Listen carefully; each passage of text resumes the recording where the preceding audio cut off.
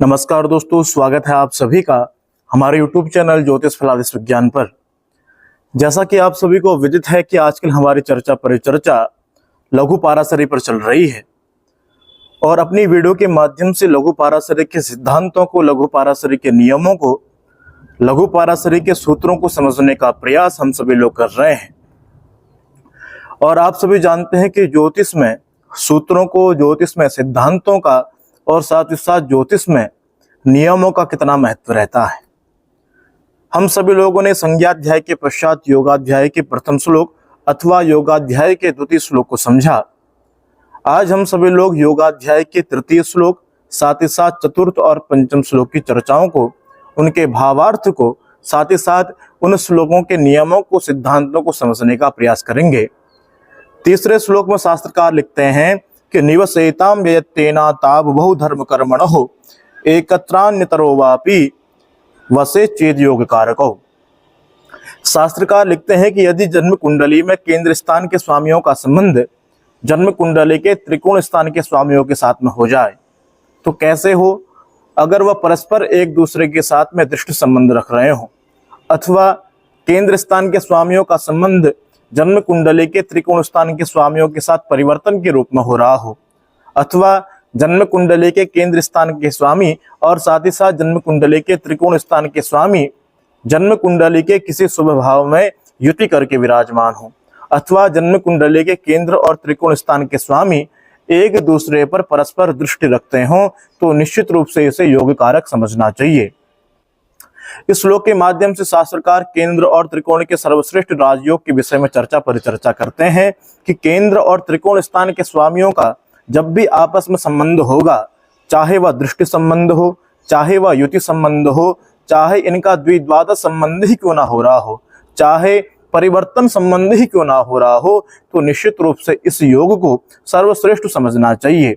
अगर किसी भी जातक अथवा जातिका की जन्म कुंडली में यह योग है तो निश्चित रूप से इस योग की जब दशा अंतर्दशा आएगी तो इस दशा अंतर्दशा में जातक सर्वश्रेष्ठ सफलता प्राप्त करेगा। अब योगाध्याय के चतुर्थ श्लोक में शास्त्रकार लिखते हैं कि त्रिकोणाधिपयोर मध्य संबंधो येन केनचित् केंद्रनाथस्य बलिनो भवेद यदि सुयोगकृत। शास्त्रकार कहते हैं कि बलि केंद्र, तो आप सभी दर्शकों के समक्ष प्रबलाशोत्तरोत्तराम के माध्यम से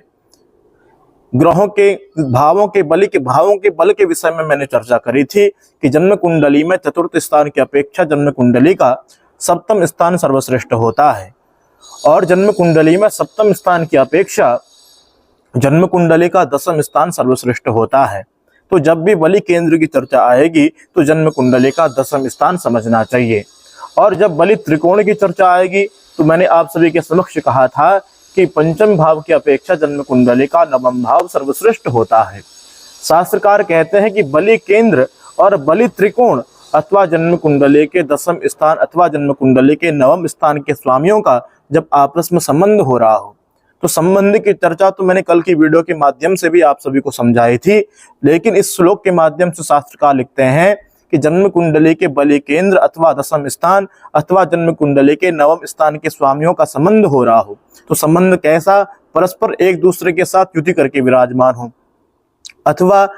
बलि दशमेश और बलि त्रिकोण स्थान के स्वामी आपस में एक दूसरे को देखते हों, एक दूसरे पर दृष्टिपात करते हों, अथवा जन्म कुंडली में दसम स्थान के स्वामी और नवम स्थान के स्वामी द्विद्वादश भाव हो रहे हों, एक दूसरे से द्वितीय और एक दूसरे से द्विद्वादश संबंध बना रहे हों, तो निश्चित रूप से इसको भी शास्त्रकारों ने सर्वश्रेष्ठ कहा कि ऐसी स्थिति में ये दोनों ग्रह जब इनकी दशा अंतर्दशा आएगी, जातक को सर्वश्रेष्ठ सफलता प्राप्त करवाने वाले होंगे। और इसी बात से एक विषय और समझना चाहिए कि जन्म कुंडली के दसम भाव जो बलि केंद्र है, दसम भाव का संबंध जब जन्म कुंडली के नवम भाव के साथ में होगा तो ये तो सर्वश्रेष्ठ है ही, लेकिन नवम भाव की अपेक्षा पंचम भाव,